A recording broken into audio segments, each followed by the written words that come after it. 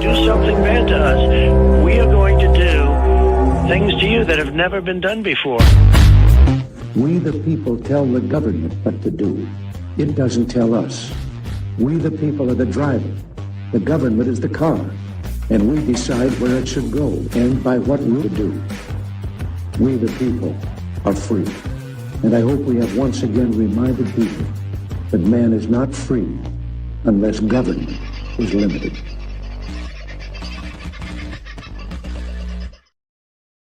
Hey folks, how are you tonight? Having a good Friday, I hope. I was a little bit confused today. I had to ask my daughter whether or not it was Friday or Thursday. Having one of those weeks, I'm afeared. But I trust your day has gone well and life, the universe, and everything progresses as it should, with a smile on your face and maybe a beer or a wine in your hand as you head into the weekend. I heard an interesting thing today.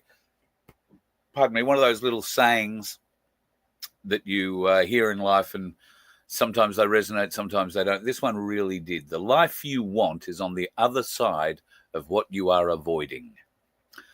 And I thought a lot about that today. I think there is a great deal to that. A great deal to that. Trying hard not to avoid too much in my life at the moment, but I'd be lying to you if I said I wasn't trying to avoid some things. All right, let's kick off tonight with the Waving Wonder, who is joining us from all the way from downtown Mannum this evening. How are you, brother? Yeah, very good. Just doing my cold chisel impression, mate. And doing so very, very well. Where is the cheap wine? In a hidden cup. And you've got the 3-day growth going all right, so you've got to be happy with that. Better than I can grow. I just wind up looking like cat weasel. But that'll mean something.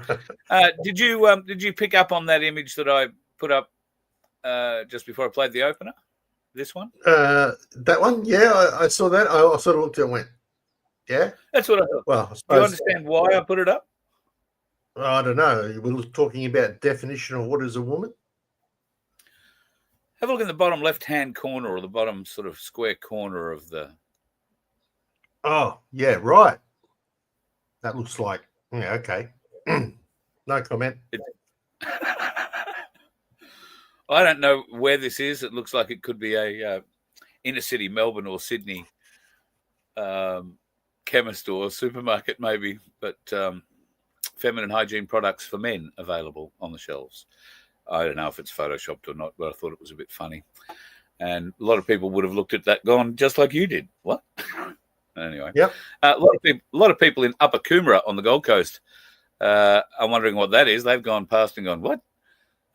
This has gone up on the entrance to an estate in Upper Coomera, and thank you to Mick for sending me these photos.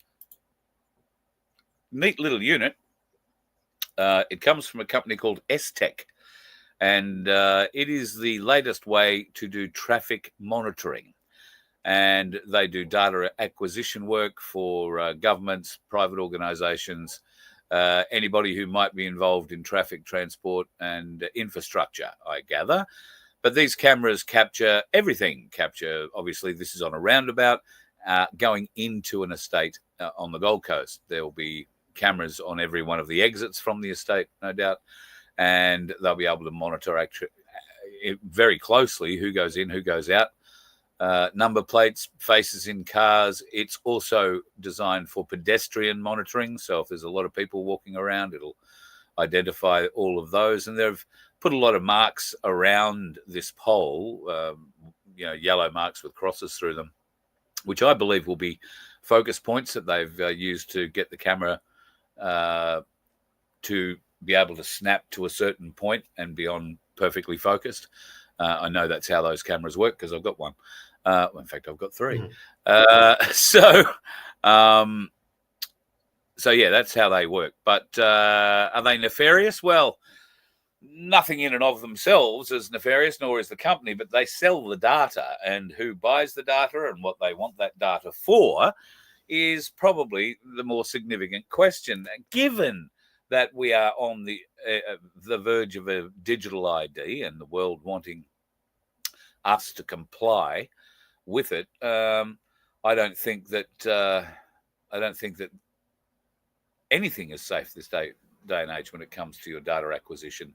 And the Indian nation is finding it self under a bit of pressure because they've said in the last, well, they didn't say, Keir Starmer was in India last week, I want to say, for a week or so, and he was touring around. They were very, very effervescent in their praise of each other, Modi and Keir Starmer.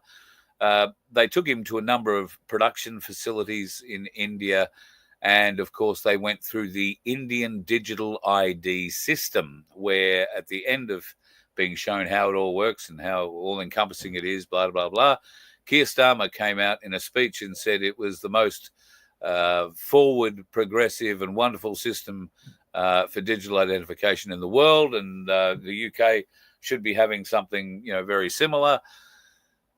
Well, in India, it hasn't been confirmed yet, but why would they confirm it?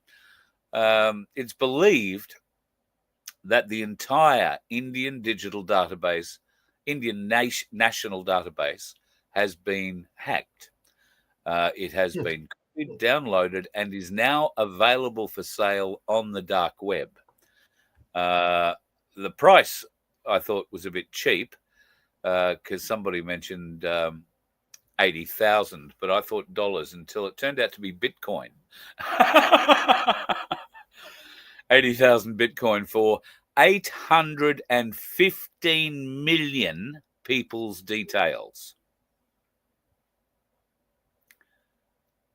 That's an Indian digital ID database. Would you pay 80,000 Bitcoin for? Well, you're the Bitcoin master. Didn't Bitcoin go through the floor the other day? It's still sitting around 102,000. I don't know where we're at in that particular market at this stage. It's a bit all over the place. I know that the stock market took a major dive, but yeah, it's taken a huge pummeling in the last 24 hours. America's debt, I believe, is pushing through $38 trillion. And somebody in Wall Street has woken up to the fact that that's probably not terribly sustainable. And there is a lot of angst in the ranks, I think, about the US dollar and the pressure that it's under from other currencies around the world at the moment. Yeah. Well, in all fairness, their government being shut down by a small group of really leftist people. And let's face it, it is the libs over there that have caused that. And the Democrats. For those in America, we here in Australia who have nothing to do with it can see it as clear as day. So why the bloody hell can't you?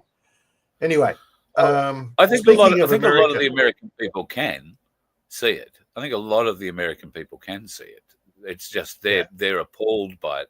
The fact is that the Democratic Party is dug in like ticks, and they refuse to back down because they want free medical help and services available for non-registered Americans, illegals. And that's just never going to happen. And they should just come to terms with it. You know how you get rid of a tick? You Stick put a fire some on heat its to ass. Yeah, that's exactly right. And that may be what happened to Nancy Pelosi, because I heard that she's actually retiring. Yeah, that's going to be a win. Speaking of American, if we've got any of our followers in America, we are looking to purchase some exhaust manifold gaskets from America. We found a site. We have a location. Unfortunately, they only deliver in America. So we need somebody to stick up their hand and say, yeah, you can get it delivered to my place. We're happy to pay for it, right? And then get it shipped over here to Australia. So if you have them, please contact me, Vince, at vofhq.com, and let me know, and we'll set up a discussion. All right. Thanks. Yeah, maybe Gary might be able to help us out, or somebody else. So, if you can help us out, that would be, absolutely wonderful. So Albo Sleazy is coming to Adelaide next year. He is going to put on one hell of a circus by the sound of it. It's going to be $1 billion worth of circus, a climate circus, no doubt, or no less. Now, Jason Wood, who is an MP, has pretty accurately described what this unbelievably,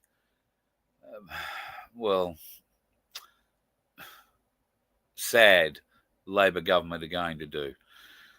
They're going to spend $1 billion of our dollars to bring over every climate activist, every climate scientist, every climate crier in the world, give them a platform to stand up and give their little climate crying speech, give them a top-line hotel room and the best food and wine that South Australia can provide for a week. I believe this whole little procession is going to happen.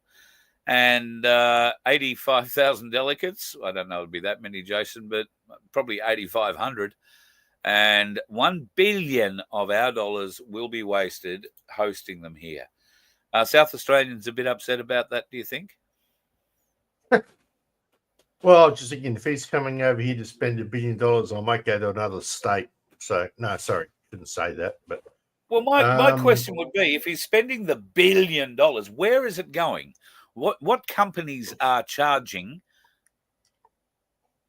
What are they charging to facilitate this? If it's going to be 85,000 people turning up, wouldn't you just do it at the Adelaide Cricket Ground? What's it even being done for? In all fairness, right? Yeah. Because the climate change, what a load of hogwash. I mean, yes, the climate is changing. So I can't deny that. Being done so Albanese can strut around on the stage and say, look at me, look what I'm doing for climate change. I've brought you all here so we can put our heads together and fix it. But I don't know how many people from China will be coming, and the annual CO2 emissions results are indicating that the Chinese really couldn't give two hoots of a flying owl what happens with Australia and climate change, because they're emitting is outstripping everybody in the world at an alarming rate. But then Bill Gates has come out and said, oh, look, don't worry, climate change isn't going to kill everybody on the earth. And, it's not as bad as we first imagined. And I don't know what's happened to Bill Gates. Maybe he had one of his own vaccines. And then an aneurysm. Perhaps. There's just no money in there for him anymore. In 3 months. Thanks, Paul. Yeah, I hadn't seen Albo's credit card for this month. Well, he's got Chinese mates, and there's obviously going to be a way that his Chinese mates can help him pay for that. If Vincent would remove the comment, we'd be able to read it. Australia quietly helping China's military build-up by supplying missile mineral. That is called zirconium. Apparently, we are one of only 3 places in the world that has quite a large stock of this zirconium. Now, Vince, isn't there a bit of an issue here? He's just got off a plane from America after having, bro sort of chats with Donald Trump, even though he's walking down the plane when he gets back here wearing his Joy Division humiliation shirt. Then, within days, he's speaking with Xi Jinping and shaking hands on a mineral deal with them. Now he's sitting at the, I don't know, is it APEC, OPEC, somebody pick my nose peck meeting that, all the Asian leaders are at the moment. And God knows what promises he's making with our money there. If he's flung $1 billion around for South Australia next year, God knows how much he's going to give to these other people. That $1 billion, by the way, would go a pretty significant way to helping a great deal of the homeless that are currently living in tents and cars and caravans all around the world. All around the world, all around Australia. Rocco Vardy springs to mind. Rocco in his caravan is being haunted or hunted, I don't know if that's the best way to put it, by local police and council because they don't like where he's parked his caravan, which is in a car park of a park, a big park, a foresty kind of park. And oh no, you can't camp here. Well, he's not camping. His car won't go any further.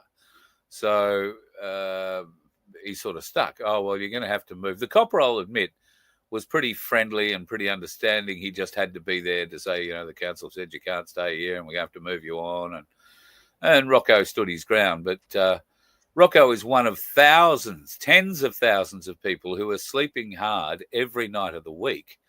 And this sleazy Labor bunch of foreign incompetence, well, maybe they're extremely competent because they're doing exactly what they probably programmed to do, and that's to bleed us dry. And what better way to throw a party for themselves and their concocted scientists and the lobbyists and associated hangers-on in the climate crying movement, a $1 billion party in the state of Australia that I don't think is arguably, I think it is the best state in Australia for producing wine, and some of the most amazing food comes out of South Australia as well.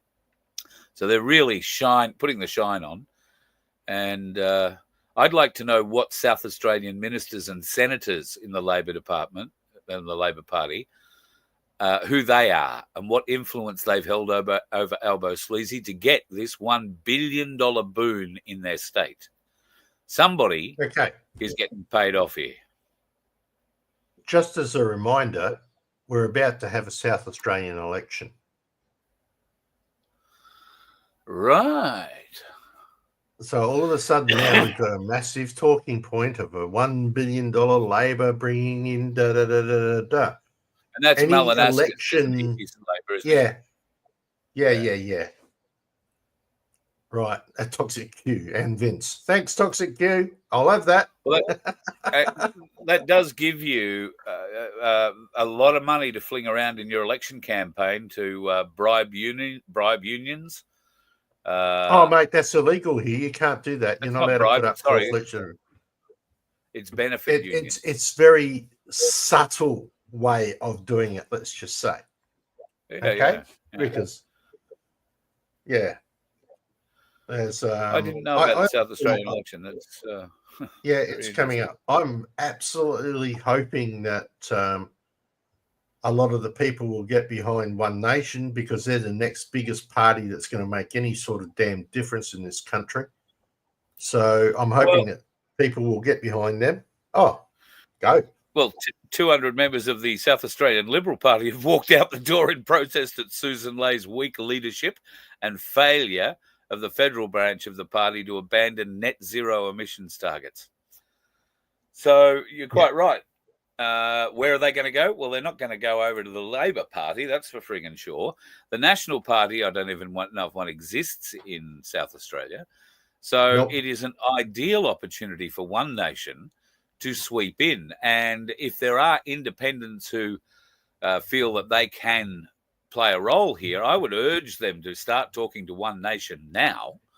And if it is something that you can align with, I'd be getting on that bandwagon and starting now, because the momentum is with One Nation at the moment. Pauline Hanson, as we talked about last night, is, well, I don't know if she still is, but was until at least this morning still at Mar-a-Lago in Florida. She's actually staying in the residence at Mar-a-Lago, along with, I believe, Gina Reinhardt and their crew. Now, Mar-a-Lago, don't think she's just sharing the breakfast table with Donald Trump.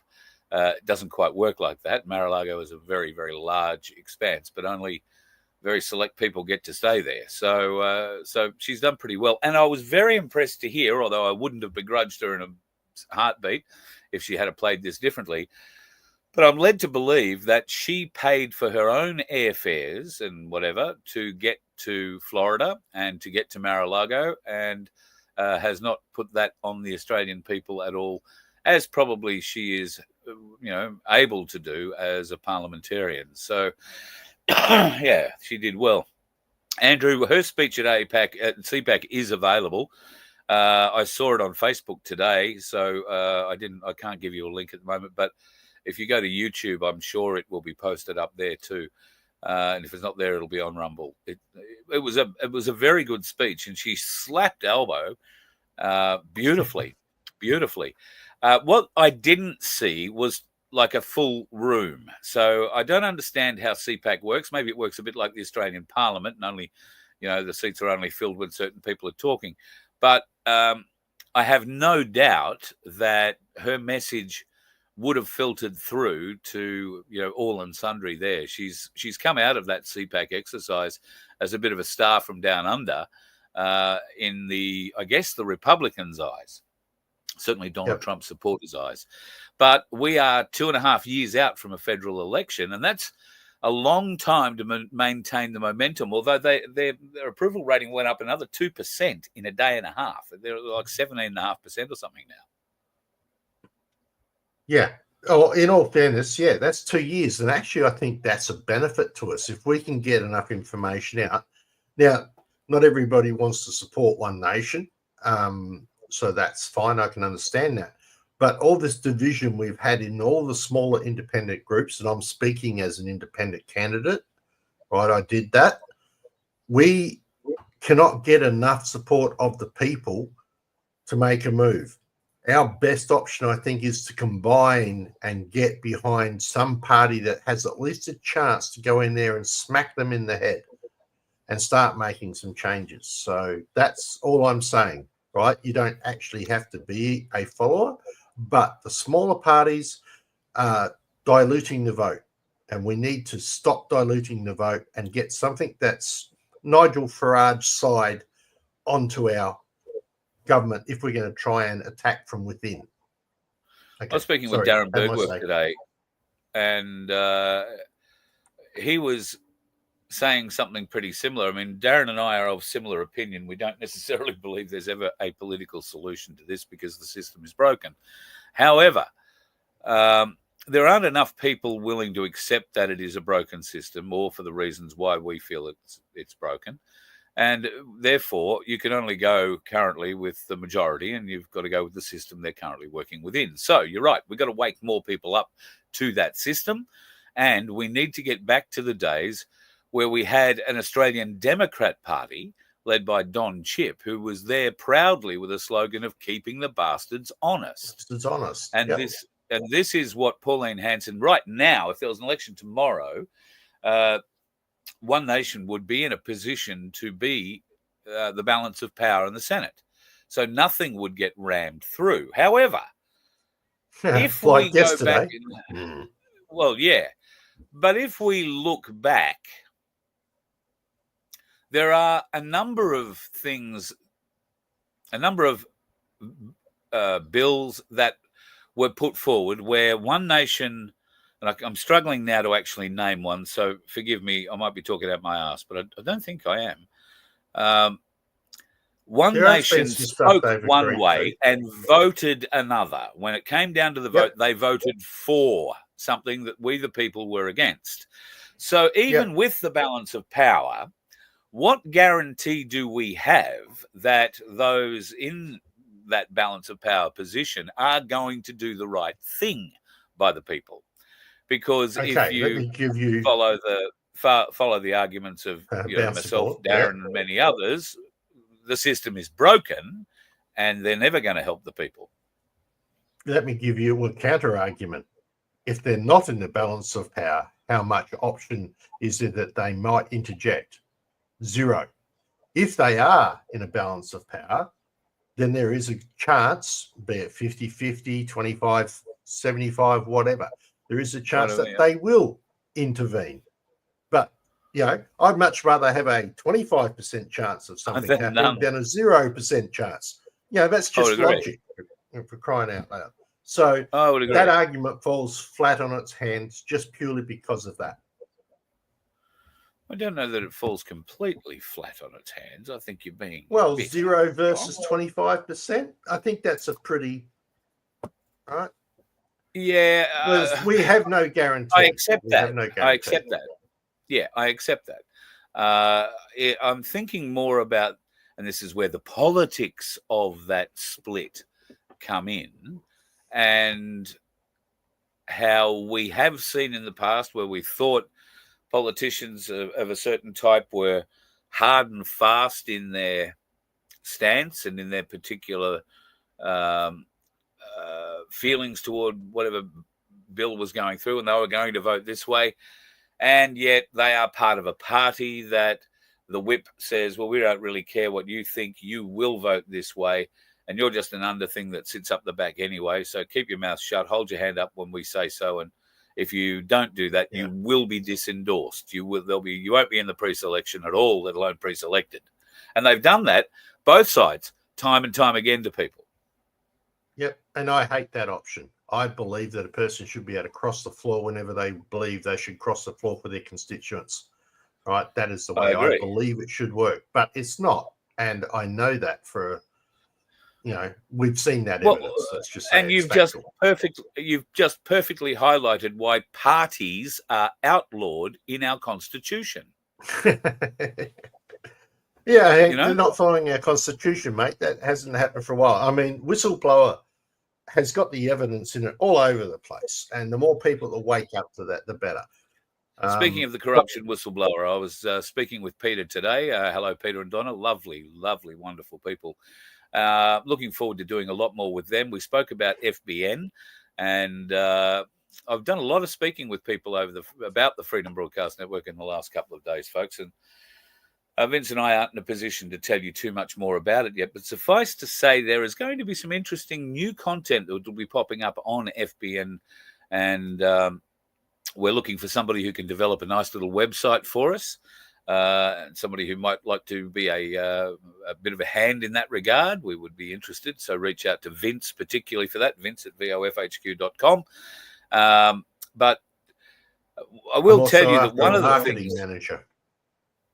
Yeah, somebody who might be interested in trying to sell sponsorships for FBN and possibly Voice of Freedom, and you'll be able to take home a percentage of whatever you sell. Yeah, yep. So please get in touch with me on that. And we'll probably get a windsheeter for you too, or a T-shirt, or there'll be something you can wear. Won't be formal. What, land of the fee? Yeah. We'll give you a land of the fee T-shirt. Because I think I'm the only one who has one. Wow. Yeah, exactly. Very exclusive T-shirt. There will be a merch store set up for FBN, which is going to work a little bit better, but we'll discuss that at a later date, because those will be a purchase on demand option. So it means that when you purchase, you will get it. Unlike the person who's currently waiting for their hoodie, I am working on getting that to you, so I apologize for the delay. Very good, very good, very good, good.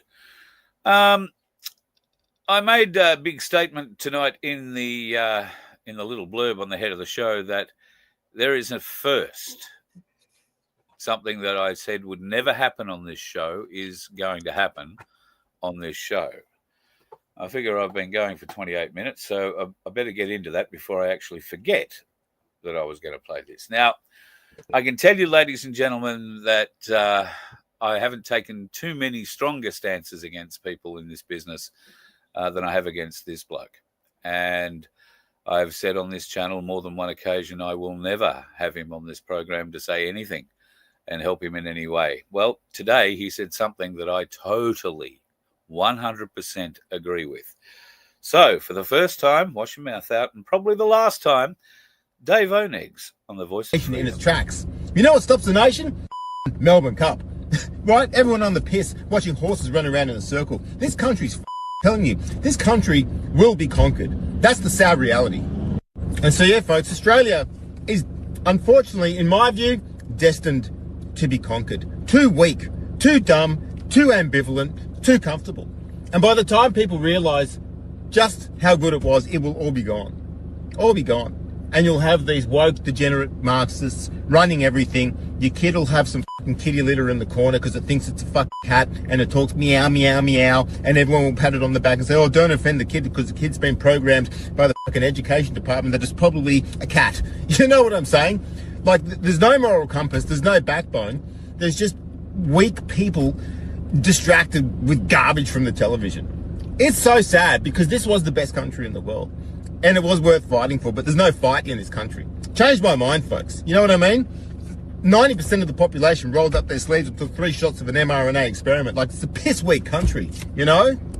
And one of the biggest tests that they ever did was Anzac Day during COVID, and they said, "Oh, you can't honour your ancestors. You got to do it in your driveway. You can't go to the shrines. You can't honour your ancestors and their sacrifice." And what did 95% of Australians do? They stood in their driveway like good little government bootlickers and did exactly what they were told, because they were terrified of the fucking invisible boogeyman. You know, too scared to breathe, too scared to stand up for themselves. That's what it comes down to. Too dumb to see through the propaganda. That's just the harsh fucking reality of what's going on in this country. Most people are too dumb to see through the blatant propaganda and the agenda that's right in front of their faces. Same as what's going on with cash. And what's going to happen is once they get their digital bank, their central bank digital currencies, and you object fucking 50 different genders, well, guess what? Your card won't fucking work. You'll be locked out of the economy. That's where it's headed, folks. The same people running the through the education system run the banks as well. It's reality, folks. And the fact that 60 million doses, right? 60 million doses of this thing went out unnecessarily. And there is still not some kind of outrage from the masses. Most people go, "Oh, well, I guess we're just going to try and forget about that." How can you forget what was done? How can you possibly forget what they did to you? And seeing all the consequences of that and all the long-term side effects of that and worse. You know what I mean? If there was any fight in this country, it would have shown up by now. But it hasn't shown up, and it won't show up, folks. I'm really, really sorry to say. I can't see it changing, folks.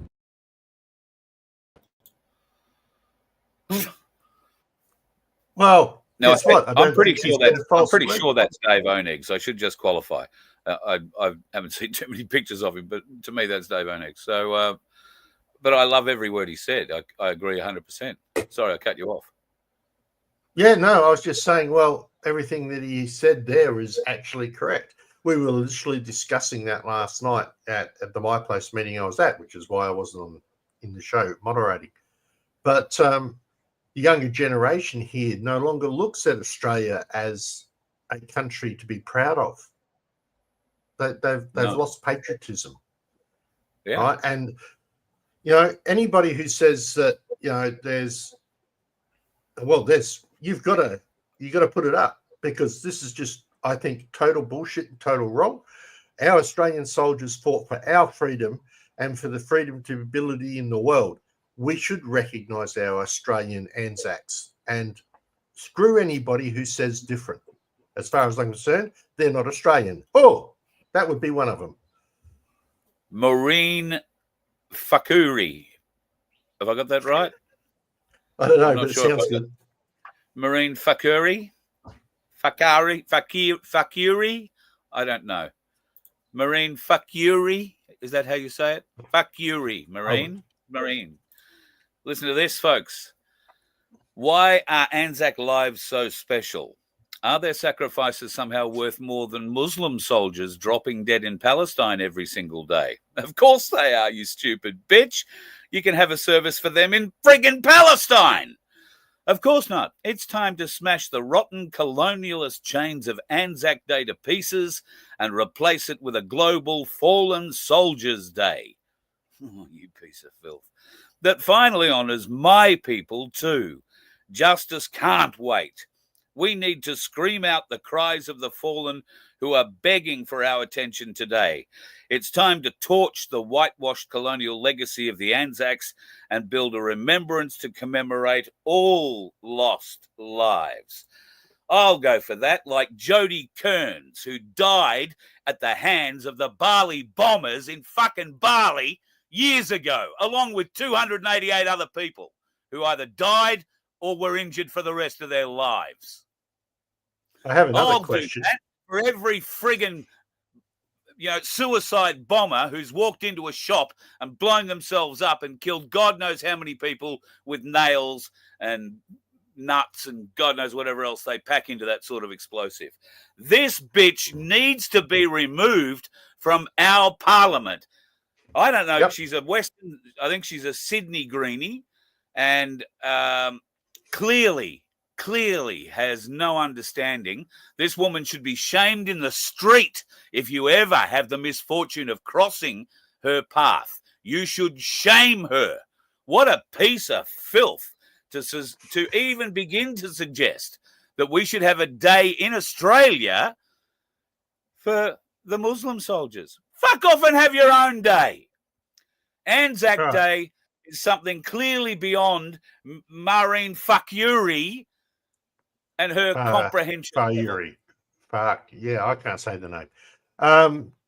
I got to ask this question. Well, a couple of things. Statement first off, ANZAC stands for all the Australians and New Zealanders. Now that's black and white.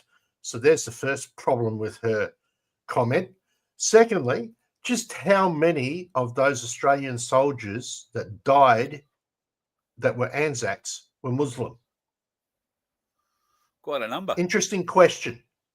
What number, if any at all? Right. No, so she's not talking about the Muslims that died on Anzac Day. She's talking about no, but she's saying that fought for Australia. She's talking about the Muslims that fought against Australia. Yeah. Well, all the Muslims who died in Palestine every day. That's her reference. All the Muslims who died in Palestine every day.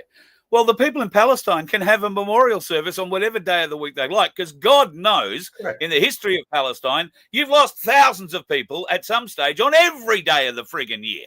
Pick one, have a party. But don't come here and tell us that Anzac Day is something bad and should be celebrated with everybody. No. Oh, right. Even though I'm not a promoter, and this is why I'm looking for somebody to do marketing for us, right? My Place Australia has got an 11/11 protest happening, right? Which you guys should look at, because I know I'm busy in the wrong thing there. I'll go back here. I'm going to put the link up, but it's about the remembrance of our Anzac. And I think we need to send this granny a message. Oh, yeah. Fuckury, Marika Faruqi. Fuckury. Yep. For 11 days, let's make some changes to the Australian system. And if you want to know how to do that, go to that link that I've just put up and have a read and see what you think. It's up to you, but it's from Remembrance Day onwards. And that's what I was speaking to Darren about today. So I haven't spoken to Tony yet, but I hope Tony might be able to help us out that day and go down and cover that, because I believe everybody will be meeting about 9:30 at the shrine. So Darren might be there a bit earlier, but 9:30 to, of course, the service there at 11 where the minute silence is. The plan is after that formal part, to march up to the governor's residence, I believe. So it'll be great to see a lot of the Melbourne people involved in that on the 11th, and then heading up to the governor's about, I think, sort of 10 to 12-ish. So we're going to stream that live if Tony or somebody else can get there and do that. We'll have Darren on for a chat prior to proceedings formally. So if you're in Queensland, that will actually start probably 9:45 Queensland time, might even be 9:30, quarter to 10 Queensland time, bearing in mind that Melbourne is an hour ahead. And we'll cover that for as long as we can. And Darren will be making a speech, I guess, in both places. There'll be speeches in both places, but we'll cover as best we can on that day. And I encourage you all to check out and participate. Don't just look at it and say, oh, yeah, that's a good idea.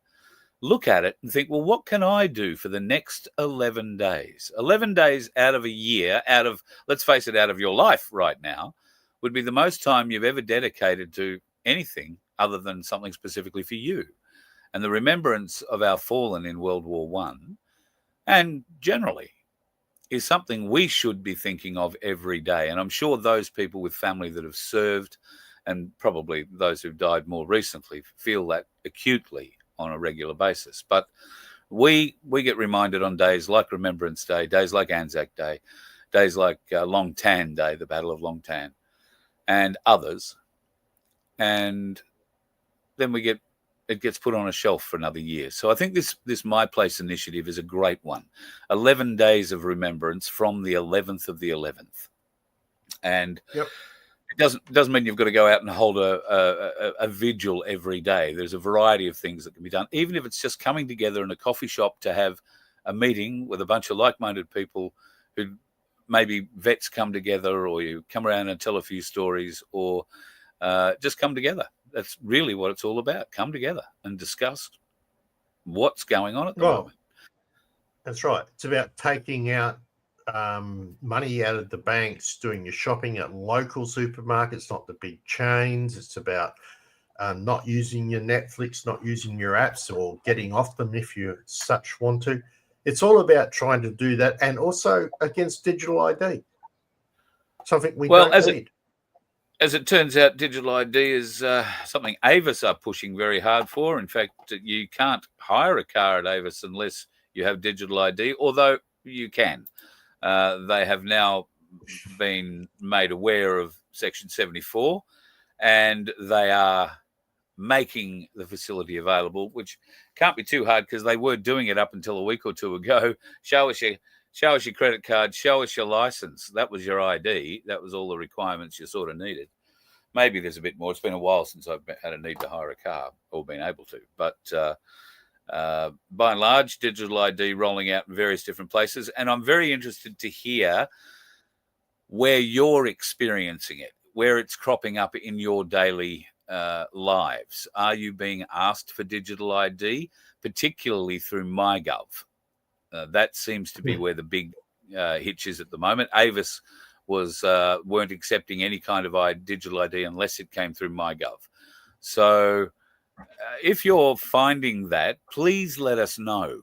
Email Vince or me, because this is a story that we will do something on, but it will be something that will appear on FBN rather than here on the Voice of Freedom. We might touch on it here a bit and encourage you to go and see the story on the other channel, because this is something that needs to have a bit of time dedicated to it. And with the Freedom Broadcasting Network channel, we will be able to do that sort of thing. In fact, I've had conversations today, and I will throw it out. Many of you will remember Dr. James Wright on the radio. He would get a question thrown at him, he'd read it, and then he'd provide a little answer for 2 or 3 minutes, and all good. We're going to offer something similar, although we're going to offer the services of one of Australia's foremost, there's something that comes before the word psychologists. And I can't remember that word, but it's a good word. She's been on the show before, and I'm speaking of Malibu Burt. And we're going to offer a bit of a service, I think, on FBN, where people can ask questions of her and she can give you a bit of an answer, a considered opinion. When I find a doctor who's willing to do that as well, we'll start doing that with medical stuff that people are now starting to be concerned about, especially nanotechnology in the blood.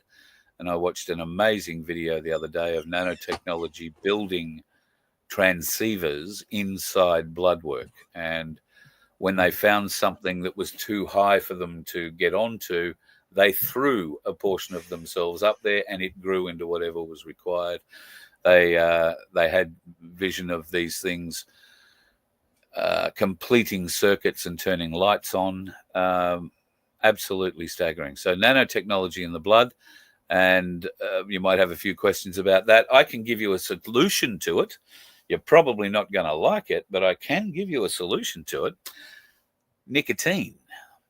Nicotine kills the nanotechnology, and that's why cigarettes now, there is such a war on them around the world, particularly here in Australia, a war they are losing, by the way, to the tune of millions of dollars in sales, so much so that the Australian Tax Department has given up counting how much money they're losing because of the black market cigarette trade. And the Labor Party and previous governments have only got themselves to blame because they've been able to rape smokers for the last 25 or 30 years. And, it's just an easy another, we do it under the guise of health. Well, bullshit. You do it under the guise of money and for no other reason, because you don't care if we die. In fact, smoke as many as you like, it'll kill you a bit quicker. That's their mantra. But they have to charge us to kill us or to let us kill ourselves. It's an amazing system that they've developed. But the black market trade, well, instead of paying $70 for a packet of cigarettes, that's, pretty significant price. And even if you were just buying a packet of 20s, you're paying close to $50 for a packet of those. The trade that is taking over very different. You might pay $8 for a packet of cigarettes. You might pay 12. You might pay 15. You won't pay any more than that. And if you do, you'll go and find another tobacco seller and get it for cheaper. And the government isn't getting any of that excise. In Europe, that's the kind of price you pay for a packet of cigarettes, funnily enough. So the money that is being lost to the government in cigarette taxes is phenomenal.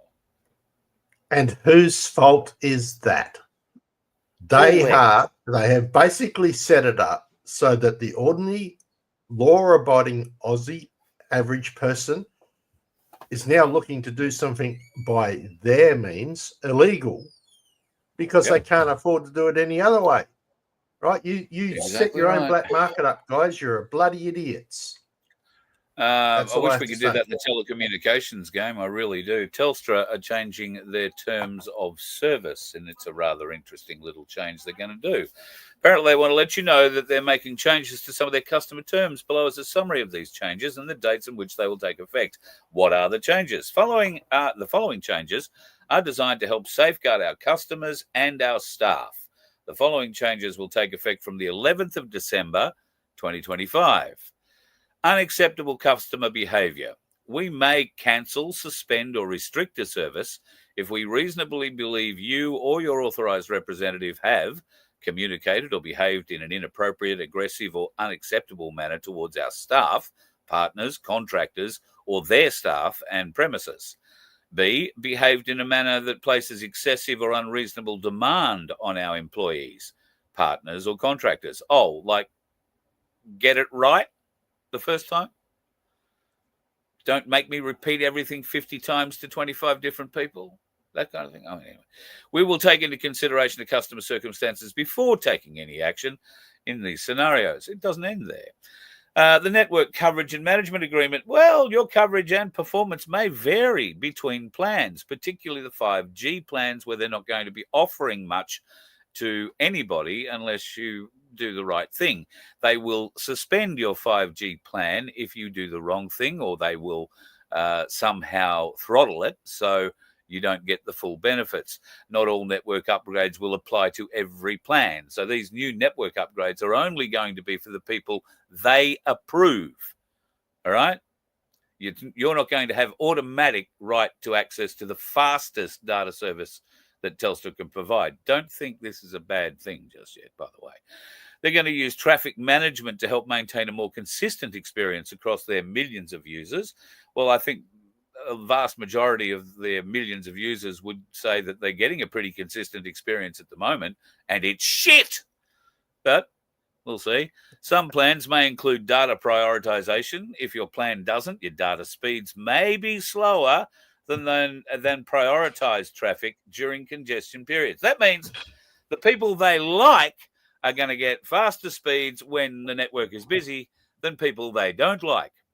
Now, people like me who never pay their bill on time but pay it before it's turned off, I fall into that area. They're not going to give me that 5G coverage because I don't pay them when they tell me to pay them. Now, there's a reason for that. A lot of the times I don't have the money to pay them on the day they want it paid. But it's always paid before they have to disconnect me because, well, I'm here, aren't I? So I have done that in part because I just don't want them to get it on the day. But have no doubt their new terms and conditions are going to affect people like me and you who don't pay on the day that they tell you have to pay. Yep. Bastards. Well, speaking of pay, I'm going to say it again. This freedom battle that we're all in is not free, people. Right? They have a huge amount of money on their side. We have none on our side. And yet everybody out there is, oh, yeah, the freedom group, blah, blah, blah. Well, there's so many people that are sacrificing for the freedom group. And then as soon as somebody starts to make even a little bit of money so they can move the thing forward, they get shot down. Friggin' well, stop it. Right? If you want to fight this battle, fight the battle, start supporting it. Sorry, I'm getting a little vicious here, but it's not free. Freedom is not free, period. Yep. Sorry. You pay for freedom. You can pay for freedom in a number of ways. You can pay for freedom in apathy, which will give you slavery. You can pay for freedom by fighting for it, and you may pay for that freedom in blood, your own. Or you can pay others to fight for you and reach into your pocket because you may not be physically able, mentally able, whatever reason. There are 100,000 reasons why you can't get up and do what we do, and that's okay. What we need you to do is help us do it if you can. And we know times are tough, but they're only going to get tougher, and voices like mine and many others are going to get shut down, and they do that by putting a huge amount of pressure on us from other areas. And have no doubt all of us are feeling pressure from other areas at the moment. But if you can help us break this algorithm problem we have, please like and share the program. Please talk to your friends about us. Please let everybody know that it's easy to go to merch.vofhq.com and click on the Sanctuary 750 link and buy a $2 ticket in our lottery, which might win you $750 or a gram of gold, in both cases of which you get more out of this than we do. Yeah. And I'm quite serious about that. Right? Miles more. Yeah. Miles the Donkey more. Sanctuary scores well. The winner scores well. The second winner scores well, right? And we get a little bit that helps us keep going. And it doesn't cover our costs, guys. I'm telling you that right bloody Not even now. close. Yeah. Right. So this is why I have a 3-day growth, right? And unfortunately, I can't afford cheap wine. Yeah. So there we go. Sorry, couldn't resist that. It came into my brain. Mate, brilliant. We'll make a radio presenter out of you yet, I tell you. That's quite swing. And it's probably better that we make a radio presenter out of you, because there's plenty of truck drivers at the moment, although this one appears he may need a new job. He was in Melbourne yesterday, and he managed to clean up not one, but 2 bridges, one of which was a train bridge. And yeah, he got wedged underneath it, managed to blow the hydraulic hoses on top of the excavator, putting hydraulic fluid all over a very, very busy section of Melbourne Road. He also knocked the bucket off the truck at some stage. And that was the first accident. And that blocked traffic for a while they had to put the bucket back on. He probably had to get the excavator off to put the bucket back on, because they're not light, those excavator buckets. Anyway, he had a bad day. I don't know that he's going to have a job at all, but he's got a bad day. What are we? A couple of minutes left. Weird and strange stories coming out about Jeffrey Epstein and his relationship with Donald Trump. We all have seen this picture from back in the day. Well, it turns out that one of the prisoners who was in a cell with him for a period of time has been released from his incarcerated period and is now speaking, and has said that Epstein told him that the lead prosecutor in the case asked him to rat Trump out. And if he did that, then he would be out of there quick as, and he never would have to prove anything. He wouldn't have to back that up in any way, shape, or form. Well, that didn't happen. Epstein died, inverted commas, or maybe he didn't. Maybe he's wearing a white hat and hiding somewhere in a secret area of Mar-a-Lago. Anything's possible, isn't that what they say? And speaking of anything, give possible, evidence of that. One last thing I wanted to show folks before we go tonight. Yeah, this is the new redrawn map of the world according to China.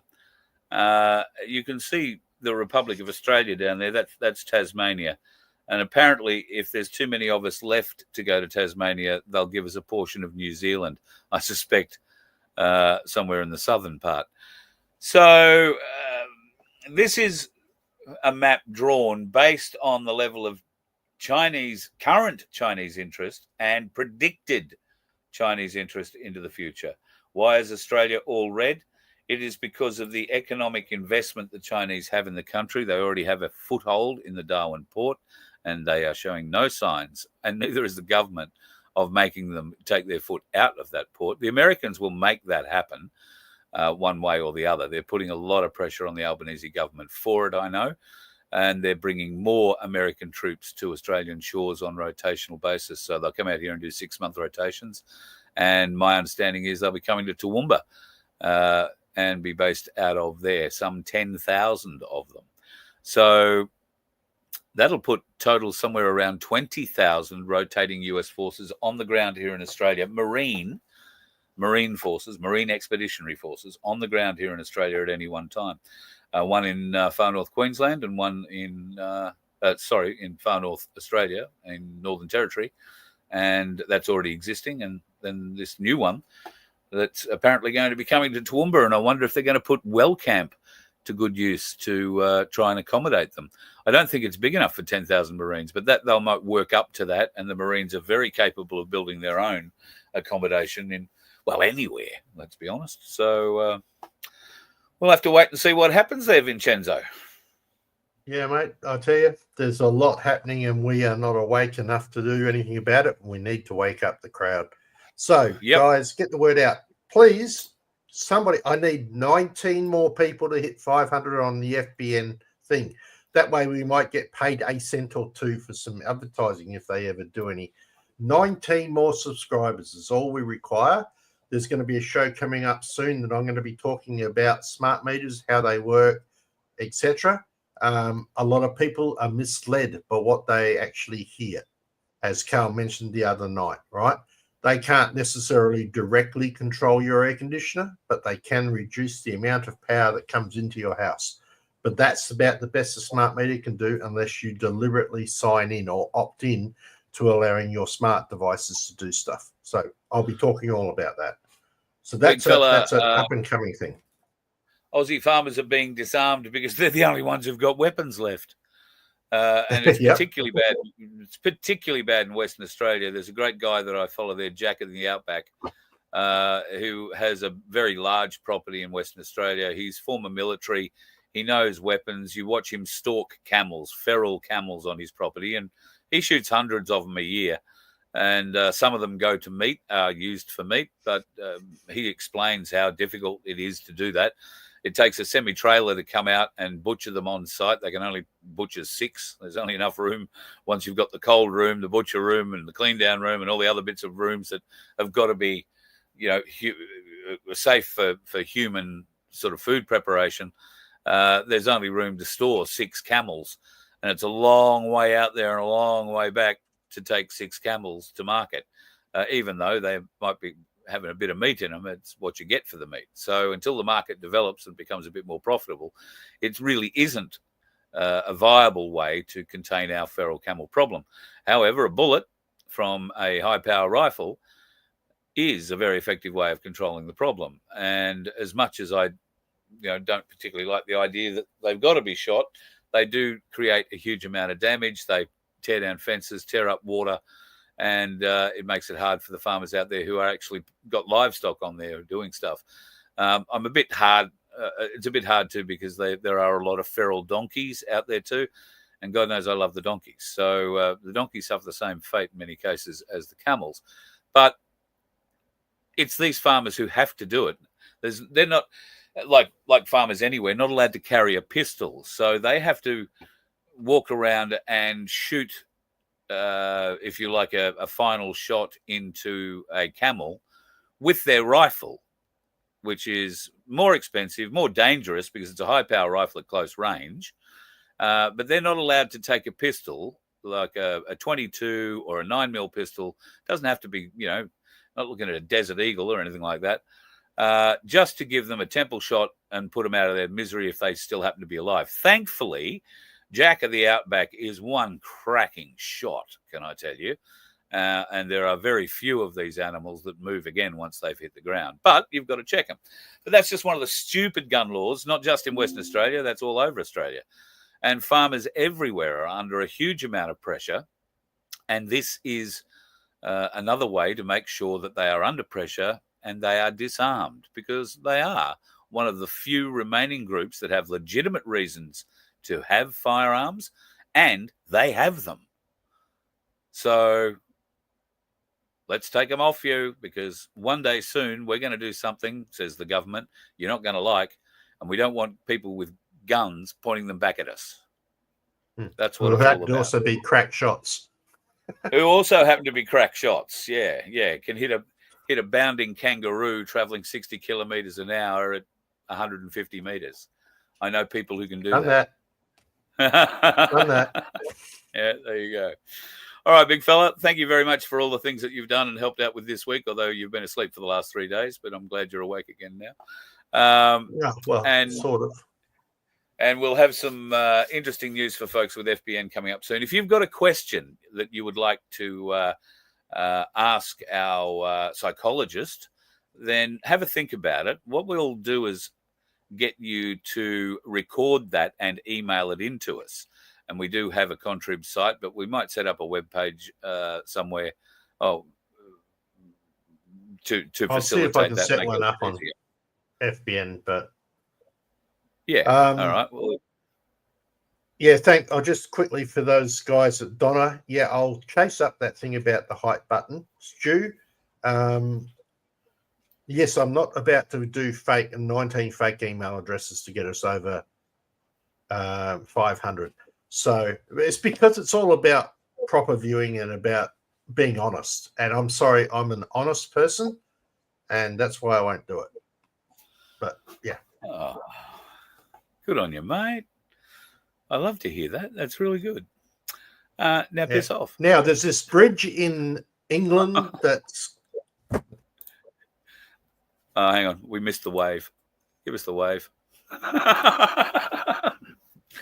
Folks, have a great weekend. If you're heading out and doing things, then do them safely. Don't go and do anything that I wouldn't do. There is a ton of reasons to do things that I wouldn't do, but if you do them anyway like I do them, it's going to wind up painful. There may be a hospital trip involved, possibly sirens. So just look after yourself. Be safe. And Nevin, I'll see you tomorrow morning. Thank you for your help. And everybody else, Alan and Connie, I'll see you tomorrow afternoon. Thank you for your help. And everybody else, thank you for everything that you do for us. If you can buy a ticket in our lottery, if you want to join our membership, then please do so. Memberships at vofhq.com and our lottery at merch.vofhq.com. X39 patches, got one on my hand right now. My thumb is doing some really weird things. It probably hasn't come good since I broke my wrist, and now it's making weird clicking and clunking noises. I'm not sure that the patch is going to fix it, but I was in a bit of pain this morning when I put it on, and I'm not in any pain now. So if you want to get some patches and try them for yourself, click on that link and just become a preferred customer. You don't have to sign up to the business, but I would urge you, if you are interested in this as a business, reach out to me, carl@vofhq.com. I was meant to be involved in a LifeWave meeting on Wednesday night, and we had a pretty big show here, and there was a lot of traffic after that show I had to deal with, so I never got to it. But there are a lot of exciting opportunities in the LifeWave business, and you don't have to go out and sell your grandmother or to your grandmother, auntie, uncle, friends, family, everything else, although it'll help you greatly if you can. If you're interested in learning more about that, then I can point you in the right direction. And Tim and Corinne are just two of the most magnificent people who know the world about this. And there are some more extremely exciting products coming from LifeWave down the line. Not just patches, can I say? Can I say that there are some truly phenomenal energy type devices that are coming down the pipe. I'm not exactly sure when they're hitting Australia, but they're promoting them now in the States. So I would think, within a year or so, we will see them here. And when that comes, there is going to be some phenomenal opportunities for those people who are in the LifeWave business to make a few dollars. And if that's you, we'd love to have you as part of it. Call me. Well, you can call me if you got the number, but if you don't, then email me, carl@vofhq.com. Have a great weekend. Stay off the roads. There are dickheads everywhere. And hopefully I won't be one over the weekend. You let one ant stand up to us, then they all might stand up. Those puny little ants outnumber us 100 to 1. And if they ever figure that out, there goes our way of life. It's not about food. It's about keeping those ants in line. That's why we're going back. Does anybody else want to stay? Let's rock!